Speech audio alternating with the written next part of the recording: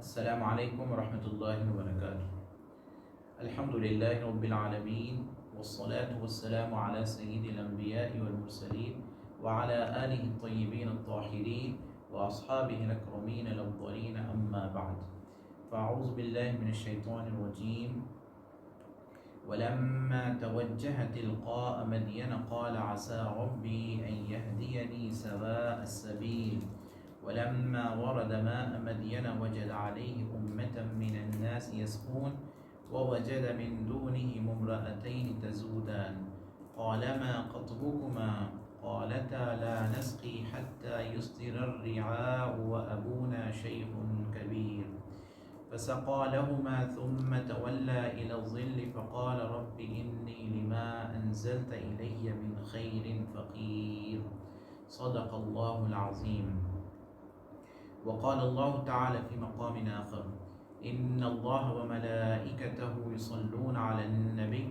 يا أيها الذين آمنوا صلوا عليه وسلموا تسليما. اللهم صل على سيدنا ونبينا مولانا محمد النبي الأمي وعلى آل سيدنا ونبينا مولانا محمد وبارك وسلم. معزز سامعین اکرام، آپ سبھی کا ہمارے اس ہفتے واری درس تفسیر قرآن میں استقبال ہے. یہ ہمارا ہفتہ واری سلسلہ واری جس میں اللہ رب العزت ارشاد فرماتے ہیں وَلَمَّا تَوَجَّهَ تِلْقَاءَ مَدْيَنَ، اور جب حضرت موسیٰ علیہ السلام نے مدین کی جانب، مدین کی سمت متوجہ ہوئے، رخ کیے، اور یہ ارشاد فرمائے عسیٰ ربی ان یہدینی، امید ہے کہ میرا پروردگار مجھے سیدھے راستے کی طرف ہدایت دے گا. اب یہاں سے حضرت موسیٰ علیہ السلام کے سفر مدین کا آغاز ہوتا ہے. آپ مدین کی طرف متوجہ ہوتے ہیں. گزشتہ آیت میں ہم پڑھے تھے کہ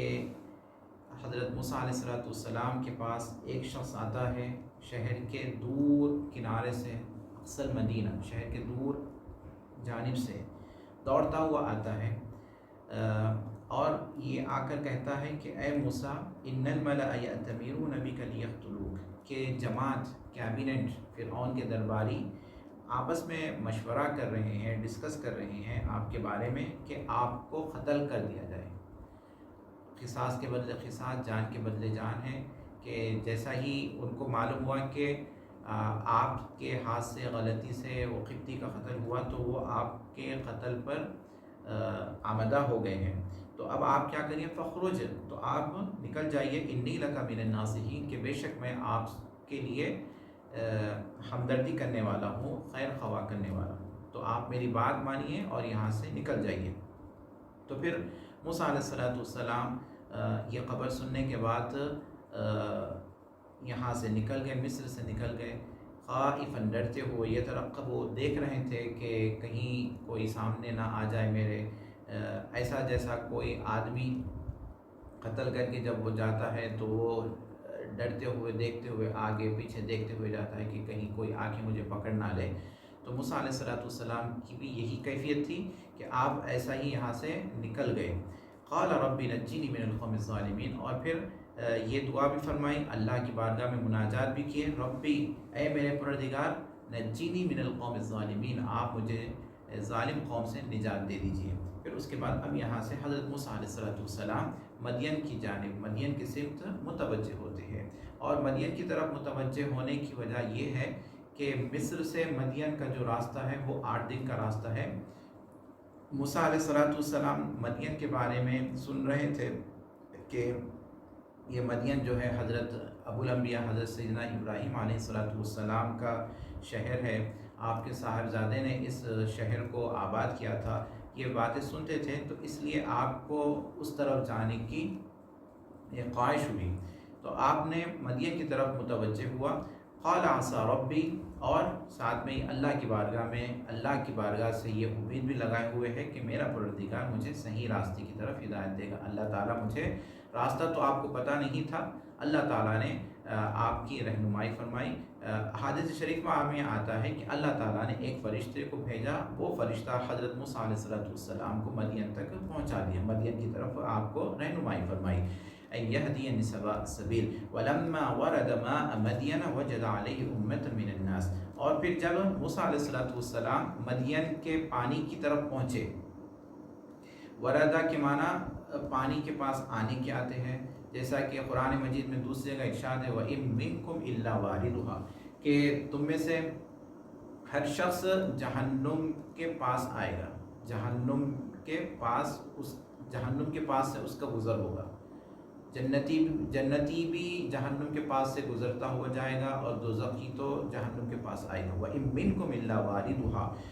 وَلَمَّا وَرَدَ، تو حضرت موسیٰ علیہ السلام مدین کے پانی کے پاس جب پہنچے، مدین کا پانی مطلب مدین کا جو مشہور جو کنواں تھا وہاں پر پہنچے، وَلَمَّا وَرَدَ مَاءَ مَدْيَنَ وَجَدَ عَلَيْهِ أُمَّةً مِّنَ النَّاسِ، تو وہاں پر لوگوں کی ایک جماعت کو پائے، لوگوں کی ایک ٹکڑی تھی وہاں پر پانی کے پاس پائے، اور وہ کیا کر رہے تھے؟ پانی پی رہے بھی تھے اور اپنے چرواہوں کو، اپنے مویشی جانوروں کو وہاں پانی سیراب بھی کرا رہے تھے. یسقون. ووجد من دونہم امرأتین تذودان، اور پھر اس کے تھوڑا سا دور پر، تھوڑے سے فاصلے پر، تھوڑے سے ڈسٹنس پر دو عورتوں کو دیکھتے ہیں. وہ عورتیں کیا کری ہوئی ہیں؟ تذودان یعنی تمنعان، وہ اپنے پاس جو بکریاں تھیں بکریوں کو روکے ہوئے تھی. بکریاں پانی کے پاس جانا چاہ رہی تھی پر وہ بکریوں کو پکڑ کے ہوئے وہ بھی دور کھڑی ہوئی تھی اور اپنے مویشی جانوروں کو بھی روکے ہوئی تھی. تذودان. تو حضرت موسیٰ علیہ السلام نے یہ معاملہ دیکھا، پھر اس کے بعد آپ کو تعجب ہوا، پھر آپ جو ہے وہ لڑکیوں کے پاس جاتے ہیں، جا کر جو ہے ان سے پوچھتے ہیں قال ما خطبکما، تو بتاؤ تمہارا کیا معاملہ ہے کہ تم جو ہے پانی کے پاس تو آئے ہیں، کنویں کے پاس آئے ہیں اور کنویں سے جو ہے دور فاصلے پر کھڑے ہوئے ہیں، تم نہ تو پانی پیتے ہو نہ اپنی جانوروں کو، اپنی بکریوں کو پانی پلانے دیتی ہو. قالتا لا نسقی حتی یصدر الرعاء، تو یہ دو لڑکیاں کہی اٹھی کہ ہم سیراب نہیں کرتے، ہم اپنے جانوروں کو سیراب نہیں کرتے، حتی یصدر الرعاء، یہاں تک کہ یہ جو چرواہے ہیں یہاں سے چلے جائے، یہ کنواں خالی کر کے وہ یہاں سے چلے جائے. وہ بھیڑ میں جانا نہیں پسند کرتی ہے، اس کے لیے وہ دور کھڑی رہی ہے اور یہ کہنے لگی کہ جب یہ سارے لوگ چلے جائیں گے، جب بھیڑ ختم ہو جائے گی تو ہم جو ہے کنویں کے پاس جائیں گے اور کنویں کے پاس جا کر جو ہے ہم اپنے جانوروں کو پانی پلائیں گے. آج کل ایسا ہی ہوتا ہے کہ جب کبھی پانی کی جگہ یا پھر کوئی ایسی جگہ جہاں پر بھیڑ ہوتی ہے، جہاں پر کچھ تقسیم ہو رہا ہے کھانا اناج وغیرہ غریبوں میں، تو جو کمزور لوگ جو ہوتے ہیں وہ بیچارے پیچھے ہی رہ جاتے ہیں، ان کو موقع نہیں ملتا ہے. یہاں پر یہ عورتوں کا بھی یہی حال ہے کہ یہ کمزور تھی، یہ عورتیں تھیں، وہ بھیڑ میں جانا پسند نہیں کی، تو اس لیے وہ کیا کرتی تھی، بھیڑ جب ختم ہو جاتی ہے تو وہ جب جا کر اپنے جانوروں کو، اپنے مویشیوں کو پانی پلاتی ہے. تو انہوں نے اس طرح حضرت موسیٰ علیہ السلام سے فرمایا. وَأَبُونَا شَيْخٌ کبیر، اور پھر انہوں نے جو گھر کے باہر جو نکلا اس کی وجہ کیا ہے، اس کا ریزن کیا ہے، وہ بھی کہنے لگی وَأَبُونَا شَيْخٌ کبیر، ہمارے والد گرامی کیا ہے، ایک ضعیف اور بوڑھے شخص ہے، وہ کمزور ہے، بوڑھے ہے، وہ گھر میں ہے، اس کے لیے ہمیں جو ہے باہر نکلنا پڑا اور اپنے مویشی جانوروں کو پانی پلانے کی یہ نوبت آئی. تو اب ان سے یہ بات سننے کے بعد حضرت موسیٰ علیہ السلام نے، اب یہاں پر یہ جو واقعہ ہے قرآن میں جو واقعہ ذکر ہوا ہے، اس میں ہمارے لیے کئی اسباق ہیں، ہمارے لیے کئی چیزیں ہیں جسے ہمیں سیکھنا چاہیے. ایک تو یہ ہے کہ اللہ تعالیٰ نے معاشرے میں آدمیوں کے لیے کچھ کام رکھے ہیں، ان کے لیے کچھ مشنز ہیں، اور عورتوں کے لیے کچھ مشنز ہیں، ان کی کچھ ذمہ داریاں ہیں، ان کی کچھ رسپانسبلٹیز ہے. آدمی اپنی رسپانسبلٹی کو کرتا ہے اور عورتیں اپنی رسپانسبلٹیز کو کرتی ہے. کبھی ایسا ہوتا ہے کہ آدمی، گھر کا جو آدمی ہے وہ باہر نکلنے سے عاجز ہو جاتا ہے، ضعیفی کی وجہ سے، بڑھاپے کی وجہ سے، تو پھر عورتوں کو گھر کے باہر نکلنا پڑتا ہے. تو عورت گھر کے باہر اسی وقت نکلے جب سخت ضرورت ہو، ضرورت کے وقت ہی عورت گھر کے باہر نکلے، ورنہ گھر کے باہر نہ نکلے. جیسا کہ عورتوں نے کہا کہ ہم جو گھر کے باہر نکلی ہیں وہ ابونا شیخ کبیر، اس کا ریزن یہ ہے کہ ہمارے والد گرامی ضعیف ہے اور بوڑھے شخص ہے. اور یہی جو شریف النسل جو عورتیں ہوتی ہے وہ گھر میں رہنا ہی پسند کرتی ہیں. اللہ تعالیٰ نے امہات المؤمنین کو حکم فرمایا وقرن فی بیوتکن ولا تبرجن تبرج الجاہلیۃ الاولی، کہ اللہ تعالیٰ امہات المؤمنین کو حکم فرماتے ہیں کہ تم جو ہے اپنی گھروں میں رکے رہو، گھروں میں رہو. ولا تبرجن تبرج الجاہلیت الاولی، زمان جاہلیت کی عورتیں جس طرح تبرج کرتی ہے، جس طرح وہ ظاہر ہوتی ہے، اس طرح تم نہ نکلو. تو شریف النسل عورت کے لیے یہی حکم ہے، اور شریف النسل عورت کی عادت، اس کی عادت میں سے، اس کی فطرت میں سے یہ ہوتا ہے کہ وہ گھر میں رہنا پسند کرتی ہے. وَأَبُونَا شَيْخٌ کبیر. تو پھر اس کے بعد حضرت موسیٰ علیہ السلام نے ان کا یہ معاملہ سنا تو فَسَقَىٰ لَهُمَا، تو موسیٰ علیہ السلام نے ان کے لیے پانی سیراب کر دیا. موسیٰ علیہ السلام جو بھیڑ تھی وہ بھیڑ میں گھس کر جو ہے ان کے جانوروں کو اور ان کو پانی سیراب کرا دیا. یا پھر دوسری روایت کے مطابق وہ ایک کنواں تھا، اس کے بعد دوسرا بھی کنواں تھا، پر وہ کنویں پہ ایک پتھر کی بہت بڑی چٹان رکھی ہوئی تھی، اور وہ چٹان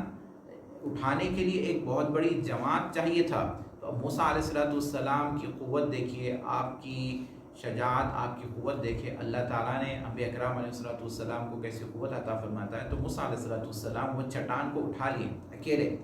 اور وہ چٹان کو اٹھانے کے لیے کم سے کم 10 آدمی چاہیے، اور موسیٰ علیہ السلام نے وہ چٹان اٹھا لیا اور وہ کنویں سے پانی ان کو سیراب کرا دیا. فَسَقَىٰ لَهُمَا، پھر یہ کام کر دیے موسیٰ علیہ السلام، اور وہ لڑکیاں بھی وہاں سے چلی گئی. پھر اب اس کے بعد موسیٰ علیہ السلام واپس آتے ہیں ایک سائے کی طرف، درخت کی طرف آتے ہیں. إِلَى الظِّلِّ فَقَالَ رَبِّ إِنِّي لِمَا أَنزَلْتَ إِلَيَّ مِنْ خَيْرٍ فَقِيرٌ. اور یہ درخت کے پاس آتے ہیں، نڈھال ہے، کئی دن سے جو ہے 8 دن سے سفر کی وجہ سے بہت تھکان محسوس کر رہے ہیں، اور پھر کھانے کے لیے کچھ نہیں ہے. آپ کیا کھاتے تھے؟ آپ کی غذا کیا تھی کہ درخت کے جو ہے پتے آپ کے لیے میسر تھے، آپ وہی اپنی غذا بنا بیٹھے تھے. تو وہ کھا رہے تھے اور نڈھال ہو گئے تھے. اب آ کر اللہ کی بارگاہ میں مناجات کرتے ہیں، دعا مانگتے ہیں. رب انی لما انزلت الی من خیر فقیر. ارشاد فرماتے ہیں کہ اے میرے پروردگار، کیسی جامع دعا ہے، اور اس کے الفاظ دیکھیے کیسے ہیں. ارشاد فرماتے ہیں اے میرے پروردگار، رب انی لما انزلت الی من خیر فقیر، اے میرے پروردگار میں محتاج ہوں، جو بھی آپ مجھ پر خیر نازل کریں میں اس کا محتاج ہوں. آپ کو پتہ ہے کہ مجھے کیا چیز کی ضرورت ہے، تو آپ جو ہے مجھ پر خیر نازل کریے. جو آپ مجھ پر خیر نازل کریں گے میں اس کا ضرورت مند ہوں، میں اس کا حاجت روا ہوں، میں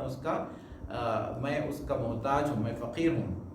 فقیر کے معنی محتاج کے آتے ہیں. فقیر ہم جو ہے عرف عام میں ہم کسے کہتے ہیں؟ فقیر وہ شخص جو بھکاری ہے، جو پیسے مانگتا ہے، لوگوں کے گھروں پہ جاتا ہے، دستک دیتا ہے اور پیسے مانگتا ہے، اس کو فقیر کہتے ہیں. یہ عرف میں ہم کہتے ہیں، پر فقیر کے اصل معنی کیا ہے؟ محتاج، حاجت مند، ضرورت مند. اور دیکھیے حضرت موسیٰ علیہ السلام کی عاجزی ان کی ساری دیکھیے، اللہ کی بارگاہ میں وہ کیا کہہ رہے ہیں کہ میں فقیر ہوں، میں محتاج ہوں تیرا. اور ہر بندہ اللہ کی بارگاہ میں محتاج ہے، جیسا کہ اللہ تعالیٰ نے قرآن مجید میں ارشاد فرمایا یا ایھا الناس انتم الفقراء، کہ اے لوگو تم سب کے سب کیا ہے؟ فقراء ہو، محتاج ہو. انتم الفقراء الی اللہ، اللہ کی طرف تم سب کے سب فقیر ہو، محتاج ہو. تو یہ دعا مانگے، یہ اللہ تعالیٰ کی بارگاہ میں یہ دعا مانگے کہ لما انزلت الی من خیر فقیر. تو پھر اب اللہ تعالیٰ آپ کی دعا کو قبول فرماتے. فجاءتہ، ابھی دعا ختم ہی ہوئی نہیں، اچانک جو ہے اللہ تعالیٰ آپ کی دعا قبول فرما لیتے ہیں. اور وہ جو 2 عورتوں کو آپ نے جو پانی سیراب کیا تھا، ان 2 عورتوں میں سے ایک عورت آپ کے پاس آتی ہے. تمشی، چلتے ہوئے آتی ہے، علی استحیاء، حیا کے مارے چلتی ہوئی آتی ہے. اس کے چلنے میں حیا ہے، یہ بھی ہو سکتا ہے، یا پھر اس کے آنے میں حیا ہے، شرما رہی تھی، آنے میں شرما رہی تھی اور اس کی چلن میں وہ شرما رہی تھی. اب دیکھیے عورت، قرآن مجید جو ہے خاص طور پر اس عورت کی ادا کو بیان فرمایا کہ عورت کے اندر یہ چیز ہونی چاہیے. ہر عورت اپنی حیا کا لحاظ رکھے، اپنی شرم کا لحاظ رکھے، اور حیا شرم یہ عورت کا زیور ہے. تمشی علی استحیاء، حیا کے مارے وہ چل رہی تھی. موسیٰ علیہ السلام کے پاس آتی ہے. قالت ان ابی یدعوک، اور کہتی ہے کہ میرے والد گرامی آپ کو بلا رہے ہیں. موسیٰ علیہ السلام سے کہتی ہے کہ میرے والد گرامی آپ کو بلا رہے ہیں لیجزیک اجر ما سقیت لنا، تاکہ آپ کو بدلہ دے کہ آپ نے ہماری جو خدمت کی، ہمارے لیے جو پانی سیراب کرایا، اس کے بدلے ہمارے والد آپ کو جزا دینا چاہ رہے ہیں، ریوارڈ دینا چاہ رہے ہیں، تو آپ جو ہے میرے ساتھ چلیے۔ فلما جاءه وقص عليه القصص، تو پھر حضرت موسیٰ علیہ السلام سمجھتے ہیں کہ یہ اللہ کی بارگاہ میں جو آپ نے جو دعا مانگی ہے، اللہ تعالیٰ اس دعا کو قبول فرما دیا، اور اللہ تعالیٰ جو ہے آپ کے لیے خیر کے معاملات فرما رہا ہے۔ تو آپ جو ہے اٹھتے ہیں اور وہ خاتون کے ساتھ، وہ عورت کے ساتھ چلتے ہیں۔ فلما جاءه وقص عليه القصص، اب دیکھیے قرآن جو ہے کوئی بھی قصہ، کوئی بھی کہانی جو بیان کرتا ہے بہت ہی اختصار کے ساتھ، بہت ہی شارٹ میں بیان کرتا ہے۔ تو اب جب جا رہے تھے وہ عورت کے ساتھ، تو راستے میں موسیٰ علیہ السلام جو ہے پیچھے تھے اور عورت سامنے تھی۔ ایسے وقت وہ چل رہے تھے کہ جب جو ہے ہوا تیز چل رہی تھی، تو ہوا تیز چلنے کی وجہ سے اب موسیٰ علیہ السلام کی شرافت کو دیکھیے، موسیٰ علیہ السلام کیسے حیادار تھے، کیسے آپ کے اندر کیسی حیا تھی۔ تو آپ کو اندیشہ ہوا کہ ہوا تیز چل رہی ہے، اس کی وجہ سے یہ عورت کے بدن میں جو کپڑا ہے، کہیں کپڑا جو ہے ہل نہ جائے اور بدن کا کوئی عضو ظاہر نہ ہو جائے، اس لیے موسیٰ علیہ السلام کو یہ اندیشہ ہوا، اور آپ نے کیا کیا، اس عورت کو جو ہے عورت کو پیچھے کرا دیے، عورت کو پیچھے کر دی، اور آپ سامنے چل رہے تھے اور عورت پیچھے تھی۔ اور جو ہے یہ بھی فرماتے ہیں کہ تم جو ہے آواز بھی نہ دو، بلکہ تم جو ہے یہ پیچھے سے راستہ بتاؤ، اور اگر میں غلط راستہ چل رہا ہوں تو مجھے پتھر مار دو، پتھروں کے ذریعے جو ہے مجھے راستہ بتانا۔ اس طرح حضرت موسیٰ علیہ السلام کے اندر اس طرح حیات تھی۔ فلما جاءه وقص عليه القصص، تو اس طرح راستہ طے ہوا، اور جب وہ وہ عورت کے والد کے پاس جب پہنچتے ہیں، فلما جاءه، جب وہ والد کے پاس جب آتے ہیں، وقص عليه القصص، اور ان کے والد کون ہیں؟ ان کے والد جی حضرت شعیب علیہ السلام۔ یہ حضرت شعیب علیہ السلام کی 2 لڑکیاں تھیں، اور حضرت موسیٰ علیہ السلام اب ان کے پاس جا رہے ہیں۔ فلما جاءه، جب ان کے پاس آئے، وقص عليه القصص، موسیٰ علیہ السلام نے حضرت شعیب علیہ السلام کے سامنے یہ سارا واقعہ، سارا قصہ بیان کر دیا کہ آپ جب پیدا ہوئے، آپ کی پرورش فرعون کے محل میں ہوئی، اور پھر آپ سے جو ہے یہ قبطی کا قتل ہو جاتا، یہ سارا واقعہ آپ نے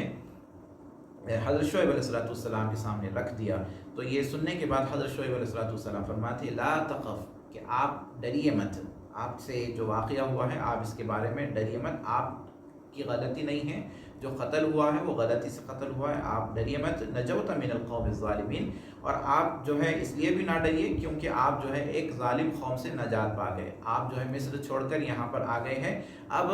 مدین میں فرعون کا کچھ کنٹرول نہیں چلتا، اس کی جو بادشاہت تھی وہ صرف مصر کی حد تک تھی، تو لہذا لا تخف، مت ڈریے، نجوت من القوم الظالمین۔ قالت احداهما یا ابت استاجره، اب احادیث میں تفسیر کی کتابوں میں یہ بھی آتا ہے کہ جب موسیٰ علیہ السلام جب حضرت شعیب علیہ السلام کے پاس جب آئے تھے، شام کا وقت تھا، شام کے کھانے کا وقت تھا، تو حضرت شعیب علیہ السلام نے دسترخوان بچھا کے ریڈی رکھا تھا اور آپ کو جو ہے انوائٹ کیے کھانے کے لیے، تو حضرت موسیٰ علیہ السلام یہ سننے کے بعد فرماتے استغفر اللہ، آپ استغفر اللہ کہتے ہیں، کیونکہ آپ یہ سمجھ رہے تھے کہ میں نے جو یہ عورتوں کے لیے جو کام کیا، جو خدمت کی ہے، کہیں میری یہ خدمت کا بدلہ یہ کھانا میں کھا لوں تو وہ اس کا بدلہ ہو جائے گا، وہ اس کا عوض ہو جائے گا، اس لیے آپ جو ہے کھانے سے منع فرمائیں۔ اور آپ نے یہ کہا ان اہل بیت لا نبیع عمل الآخرۃ بملء الارض ذهبا، کہ ہم وہ گھرانے سے ہے کہ ہم کیا کرتے ہیں، آخرت کا جو ذخیرہ ہے، آخرت کے اچھے اعمال دنیا کے تھوڑے سے معمولی رقم کے بدلے میں نہیں بیچتے ہیں، ہم نے آپ کی لڑکیوں کے لیے، آپ کی بچیوں کے لیے جو خدمت کی ہے وہ آخرت کا بدلہ ہے، اس لیے ہم آپ کے گھر میں کھانا نہیں کھائیں گے۔ تو یہ سننے کے بعد حضرت شعیب علیہ السلام نے فرمایا کل، آپ جو ہے کھانا تناول فرمائیے، کیونکہ ہم بھی وہ گھرانے سے تعلق رکھتے ہیں کہ ہم جو ہے مہمانوں کی نوازش کرتے ہیں، مہمانوں کو کھانا کھلاتے ہیں۔ تو پھر حضرت موسیٰ علیہ السلام یہ کہنے کے بعد آپ راضی ہو جاتے ہیں اور آپ کھانا تناول فرماتے ہیں۔ پھر اس کے بعد گفتگو ہوتی ہے، پھر ان دو لڑکیوں میں سے، دو عورتوں میں سے ایک عورت کہتی ہے یا ابت استاجروا، کہ اے ابا جان آپ ان کو جو ہے کام پہ رکھ لیجئے، آپ ان کو اجرت پہ رکھ لیجئے، ان خیر من استاجرت القوی الامین، کیونکہ بے شک بہترین شخص وہ ہوتا ہے جس کو کام پہ رکھا جاتا ہے کہ اس کے اندر یہ اوصاف پائے جاتے ہیں۔ وہ کیا ہے؟ ایک تو وہ قوی ہونا چاہیے، القوی والامین، ایک تو قوی ہو، طاقتور ہو، پاورفل ہو، اور دوسرا وہ امانت دار ہو۔ اب آپ کو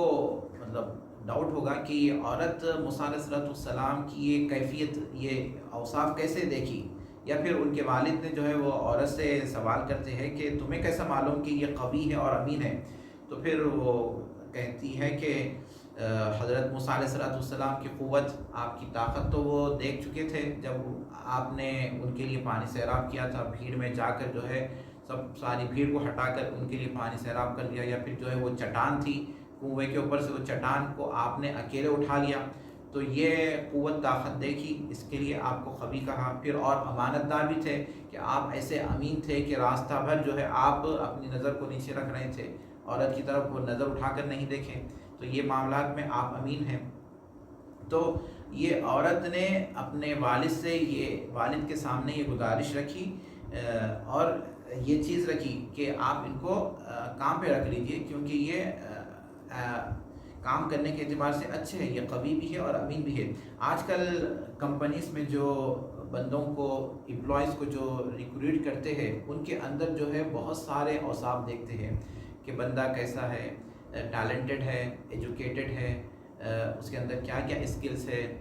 کمپیوٹر سے واقف ہے، کیسا ہے، سب کچھ دیکھتے ہیں، پر جو ہے یہ ایک چیز نہیں دیکھتے، وہ کیا ہے؟ امانت داری۔ امانت داری بھی دیکھنی چاہیے، کیونکہ اگر آدمی، امپلائی، اگر کینڈیڈیٹ اگر امانت دار نہیں ہے اس کے اندر، تو پھر وہ آپ کی کمپنی کے معاملے میں صحیح نہیں ہوگا۔ تو یہ چیز بھی دیکھنی ضروری ہے کہ اس کے اندر، امپلائی کے اندر، کینڈیڈیٹ کے اندر امانت داری ہے، اس کے اندر انٹیگریٹی ہے یا نہیں ہے۔ تو اب اپنی لڑکی سے یہ بات سننے کے بعد حضرت شعیب علیہ السلام کہتے ہیں قال انی ارید ان انکحک، کہ میں چاہتا ہوں کہ میں جو ہے نکاح کرا دوں تمہارا احدی ابنتی ہاتین، یہ میری دو لڑکیوں میں سے کوئی ایک لڑکی کے ساتھ میں آپ کا نکاح کرا دوں، میں یہ چاہتا ہوں۔ علی ان تأجرنی، اور اس بات پر نکاح کرا دوں کہ آپ جو ہے میرے پاس 8 سال تک خدمت کریں، 8 سال تک میرے پاس آپ مزدوری کرتے رہیں۔ اب یہاں پر دیکھیے آپ، یہ جو لڑکی نے کہا تھا کہ اے بجان ان کو جو ہے کام پر رکھ لیجئے، آج کل اسلام کے بارے میں لوگ سوالات اٹھاتے ہیں، اعتراضات کرتے ہیں، خصوصاً عورتوں کے معاملے میں، کہتے ہیں کہ اسلام میں عورتوں کو فریڈم نہیں ہے۔ اسلام کیا کرتا ہے؟ عورت کو جو ہے گھر کی 4 دیواری میں قید کر کے رکھ دیتا ہے، یہ ظلم ہے عورتوں پر، ظلم ہے، زیادتی ہے۔ یہ ظلم زیادتی نہیں ہے، اس عورت کا گھر میں ہی رہنا بہتر ہے۔ اور جو شریف النسل، جس کے اندر حیا ہوتی ہے، جو شریف النسل جو عورتیں ہوتی ہیں، وہ گھر میں رہنا ہی پسند کرتی ہے۔ اس لیے حضرت شعیب علیہ السلام کی لڑکی کہتی ہے کہ اے ابا جان آپ ان کو کام پر رکھ لیجئے، کیونکہ جب آپ ان کو کام پر رکھ لیں گے تو ہمیں باہر نکلنا نہیں پڑے گا۔ اب ہم جو باہر نکل کر جو باہر کے جو کام کر رہے ہیں، مویشیوں کو جو پانی سیراب کرا رہے ہیں، ہم اس سے بچ جائیں گے۔ تو شریف النسل، جو حیادار جو عورت ہوتی ہے، وہ گھر میں رہنا پسند کرتی ہے۔ قال انی ارید ان انکحک، تو حضرت شعیب علیہ السلام نے فرمایا کہ میں جو ہے آپ کا نکاح میری 2 لڑکیوں میں سے کسی ایک کے ساتھ کرانا چاہتا ہوں۔ 8 حجج، اس بات پر شرط اس کے کہ آپ میرے پاس 8 سال تک خدمت کرتے رہیں۔ فإن أتممت 10 فمن عندک، اگر آپ 10 سال مکمل کر لیں گے تو یہ آپ کی طرف سے ہے، میرا اس میں کوئی جبر زیادتی نہیں ہوگی۔ وما اريد ان اشق عليك، اور میں نہیں چاہتا ہوں کہ آپ پر کچھ بار ڈالوں، آپ پر کچھ مشقت ڈالوں۔ ستجدنی ان شاء اللہ من الصالحین، اور ان قریب آپ مجھے دیکھیں گے، آپ مجھے پائیں گے انشاءاللہ، اگر اللہ چاہے تو آپ مجھے جو ہے اچھے لوگوں میں سے پائیں گے، صالحین میں سے آپ مجھے پائیں گے۔ اب یہاں پر دیکھیے حضرت شعیب علیہ السلام نے اب یہ حضرت موسیٰ علیہ السلام نے جو دعا مانگی تھی کہ اے میرے پروردگار، جو بھی خیر آپ نازل کریں گے میں اس کا محتاج ہوں، تو اب اللہ تعالیٰ کی طرف سے موسیٰ علیہ السلام پر انعامات ہو رہے ہیں کہ اللہ تعالیٰ جو ہے آپ انتظامات کرا رہے ہیں، آپ کے نکاح کے انتظامات فرما رہے ہیں، اور آپ کی مزدوری کے انتظامات، آپ کے جاب کے انتظامات اللہ تعالیٰ فرما رہے ہیں۔ اب مہر یہاں پر جو فرمایا گیا کہ 10 سال تک خدمت کریں گے تو یہ مہر ہو جائے گی، تو مہر کے لیے مبلغ اماؤنٹ ہونا ضروری ہے کہ مہر آپ جو ہے پیسہ ہے وہ مہر بن سکتی ہے، خدمت کر لیں گے اتنے سال خدمت کر لیں گے تو وہ مہر نہیں بدلے گی۔ تو پھر اگر آپ سوال کریں گے کہ پھر قرآن مجید میں یہاں پر آیا، دیکھیے یہ موسیٰ علیہ السلام شعیب علیہ السلام کی شریعت تھی، اور ہر شریعت کے احکام مختلف ہے۔ اس شریعت میں جو مہر ہے، امام اعظم ابو حنیفہ رحمۃ اللہ علیہ کے نزدیک مہر ایک مال ہونا چاہیے، پیسہ ہونا چاہیے، خدمت جو ہے مہر نہیں بن سکتی۔ اگر آج کے زمانے میں امام اعظم ابو حنیفہ کے پاس کوئی حنفی ہے، یہ نہیں کر سکتا کہ میں جو ہے 10 سال تک بیوی کی خدمت کر لوں گا، ان کے پاس رہ جاؤں گا، یہ مہر بن جائے گی اور میں پیسہ ادا نہیں کروں گا، یہ نہیں ہوگا، کیونکہ قرآن مجید میں دوسری جگہ ارشاد ہے، اللہ تعالیٰ ارشاد فرماتے ہیں وَأُحِلَّ لَكُم مَّا وَرَاءَ ذَلِكُمْ أَن تَبْتَغُوا بِأَمْوَالِكُمْ، کہ تم کیا کرو، نکاح کرو، تلاش کرو، بِأَمْوَالِكُمْ، اپنے مال کے ذریعے سے، اپنے پیسوں کے ذریعے سے، تو پیسوں کے ذریعے یعنی مہر دے کر تم عورتوں سے نکاح کرو۔ تو مہر کیا ہے؟ مال ہونا چاہیے، پیسہ ہونا چاہیے۔ فَإِنْ أَتْمَمْتَ عَشْرًا فَمِنْ عِنْدِكَ، اگر آپ 10 سال کر لیں گے تو یہ آپ کی طرف سے ہوگا۔ سَتَجِدُنِي إِنْ شَاءَ اللَّهُ مِنَ الصَّالِحِينَ، تو ان قریب آپ مجھے جو ہے پائیں گے اگر اللہ چاہے تو نیکوکاروں میں سے۔ اب یہاں پر کوئی یہ نہ کہے کہ حضرت شعیب علیہ السلام اپنے آپ کو صالحین میں سے کیسے فرما رہے ہیں۔ دیکھیے صالحین میں سے کوئی اللہ تعالیٰ آپ کو جو نعمت دیے ہے، آپ اس نعمت کو بطور تحدیث نعمت اگر بیان کر رہے ہیں تو وہ اچھی بات ہے، وہ بیان کرنا چاہیے۔ اگر تکبر ہے، تکبر کی وجہ سے بیان کر رہے ہیں تو اس کی سخت ممانعت ہے۔ قرآن کو سمجھے، عربی کی انڈرسٹینڈنگ دیا ہے، تو یہ چیز آپ بطور تحدیث نعمت آپ بیان کر سکتے ہیں، تکبر کی وجہ سے نہیں بیان کر سکتے۔ اسی طرح کوئی اللہ تعالیٰ کسی پر بہت زیادہ مہربان ہے، کسی کو دولت سے نواز دیا ہے، تو یہ چیز بطور تحدیث نعمت آپ بیان کر سکتے ہیں، انشاءاللہ من الصالحین۔ قال ذلك بینی و بینک، تو پھر حضرت یہ سننے کے بعد حضرت موسیٰ علیہ السلام فرماتے ہیں ذالک بینی و بینک، کہ یہ میرے اور آپ کے درمیان ایک معاہدہ طے ہو گیا ہے، ایما الاجلین قضیت فلا عدوان علی، تو یہ 2 اجل ہیں، 2 چیزیں ہیں، 8 سال یا 10 سال، یہ دونوں میں سے میں کوئی بھی ایک اجل کو اگر مکمل کر لوں تو میرا کام مکمل ہو جائے گا، فلا عدوان علیہ، تو مجھ پر کوئی ظلم زیادتی نہیں ہوگی، مجھ پر کوئی زبردستی نہیں ہوگی، واللہ علی ما نقول وکیل، اور اللہ تعالیٰ ہم جو بات کہہ رہے ہیں، ہم جس پر متفق ہوئے ہیں، اللہ تعالیٰ اس پر نگہبان ہے۔ تو اب موسیٰ علیہ السلام وہاں پر رہتے ہیں اور آپ کا نکاح ہو جاتا ہے، اور آپ جو بھی مدت ہے 8 سال یا 10 سال آپ وہ مکمل کر لیتے ہیں، پھر اس کے بعد اب وہاں سے آپ مدین سے نکل کر واپس مصر آنا چاہتے ہیں۔ اب مصر کیوں آئے؟ اب دیکھیے انسان کو اپنا وطن، اپنا جو اصلی وطن ہے وہ ہمیشہ یاد آتے رہتا ہے۔ اب ہم یہاں پر عمان میں کئی سالوں سے ہیں، کوئی جو ہے یہاں پر 5 سال سے، کوئی 10 سال سے، 15 سال سے، پر مطلب آخر میں جو ہے ہمیں اپنا وطن جو ہے ہندوستان، پاکستان، ہم جہاں سے بھی ہم بلانگ کرتے ہیں، وہ ہمارا ملک ہے، وہ ہمیشہ یاد آتے رہتا ہے اور ہمیں وہاں جانے کی شوق ہوتے رہتی ہے۔ تو حضرت موسیٰ علیہ السلام کا بھی معاملہ یہی ہے کہ آپ جو ہے یہاں پر 8 سال 10 سال رہ گئے، اور اللہ تعالیٰ نے آپ پر یہ انعامات، یہ اکرامات بھی فرما دیا، آپ کا نکاح بھی ہو گیا، اور جو ہے آپ کو اللہ تعالیٰ نے اولاد سے بھی نوازا۔ پھر اب آپ کو اپنا شہر مصر یاد آ رہا تھا، کیونکہ مصر اپنا شہر، انسان کو اپنا شہر کیوں یاد آتا ہے کہ اس کے احباب وہاں پر ہوتے ہیں، جس کی یاد اس کو آتی ہے، اور خصوصاً حضرت موسیٰ علیہ السلام کی والدہ ہے آپ کو یاد آ رہی تھی، آپ کے بھائی حضرت ہارون علیہ السلام وہ یاد آ رہے تھے، تو آپ کو وہاں پر جانے کی شوق ہوا، خواہش ہوئی، تو آپ جو ہے اب یہ اجل مکمل کر کے اب واپس مصر جا رہے ہیں۔ فلما قضى موسى الاجل وسار باهله، تو اللہ تعالیٰ وہ واقعے کو بیان فرماتے ہیں کہ جب موسیٰ علیہ السلام نے اپنی اجل کو مکمل کر لیا، وسار باهله، اور اپنے گھر والوں کو ساتھ لے گئے، اپنے اہل کہہ کر بیوی مراد لی جاتی ہے اس عمومی طور پہ۔ آنس من جانب الطور، تو آپ جب راستے میں جا رہے تھے، ایک روایت میں آتا ہے کہ آپ راستہ بھٹک جاتے ہیں، مصر جانے کا راستہ۔ آنس من جانب الطور نارا، تو اندھیری رات ہوتی ہے اور بہت سخت سردی ہوتی ہے، ایسے وقت میں آپ اپنی اہلیہ کے ساتھ جا رہے ہیں، راستہ بھٹک جاتے ہیں کہ آپ کو دور سے کیا ہوتا ہے، کچھ محسوس ہوتا ہے۔ آنسا، آپ دیکھتے ہیں، من جانب الطور نارا، طور کی جانب، ایک پہاڑ ہے، طور کی جانب ایک آپ کو ایک آگ دکھتی ہے، تو وہ آگ دیکھنے کے لیے آپ وہ آگ کے قریب جانا چاہتے ہیں۔ قال لأهلهم كثوا، تو آپ اپنی اہل سے، اپنی زوجہ محترمہ سے فرماتے ہیں، کثوا، آپ یہیں پر ٹھہرے رہیے، انی آنست نارا، کہ مجھے ایک آگ محسوس ہوئی ہے، آگ دکھ رہی ہے، لعلی آتیکم منها، شاید کہ میں جو ہے اس میں سے کچھ لے کر آؤں، لعلی آتیکم منہا، اس میں سے کچھ لے کر آؤں، بخبر، کچھ خبر، کچھ انفارمیشن، راستے کی کچھ انفارمیشن لے کر آؤں، او جذبت من النار، یا پھر آگ کا کچھ ڈلہ لے کر آؤں، لعلکم تصطلون، تاکہ جو ہے ہم اس سے گرمی حاصل کر سکیں۔ سختی کی وجہ سے جو ہے اب انہیں کچھ گرمی چاہیے تھا، آگ کی کچھ ضرورت محسوس ہو رہی تھی، تو یہی فرما رہے تھے، ایک تو جو ہے راستے کی خبر وہاں سے مل جائے،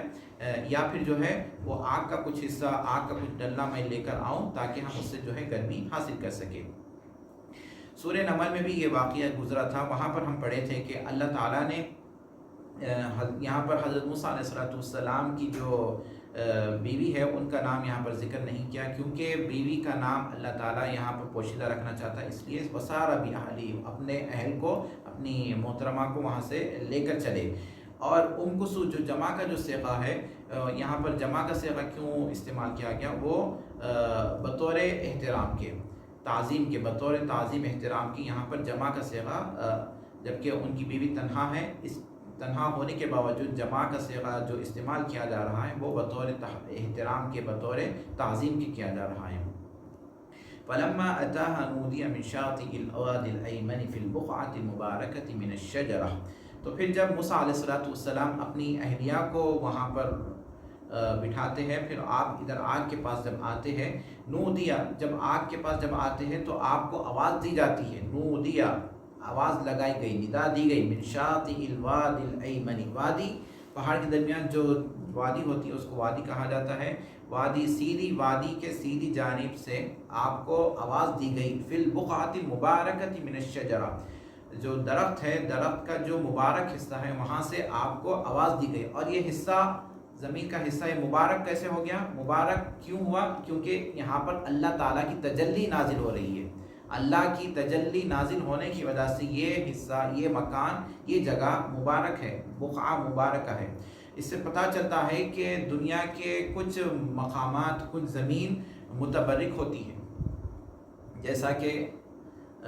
ہم مسجد میں نماز پڑھتے ہیں تو مسجد میں نماز پڑھنے کی فضیلت ہے، جماعت کے ساتھ نماز پڑھنے کا 25 گنا زیادہ ثواب ملتا ہے، کیونکہ وہ مسجد ہے، اللہ کا گھر ہے۔ اور اس کے علاوہ آپ مسجد قباء چلے جائیں، مسجد نبوی چلے جائیں، مسجد حرام جائیں، تو یہ متبرک مقامات ہیں اور وہاں پر نمازوں کے پڑھنے کا ثواب اور زیادہ کر دیا جاتا ہے۔ تو زمین کے کچھ حصے اللہ تعالیٰ وہاں پر برکتیں نازل فرمائے ہیں۔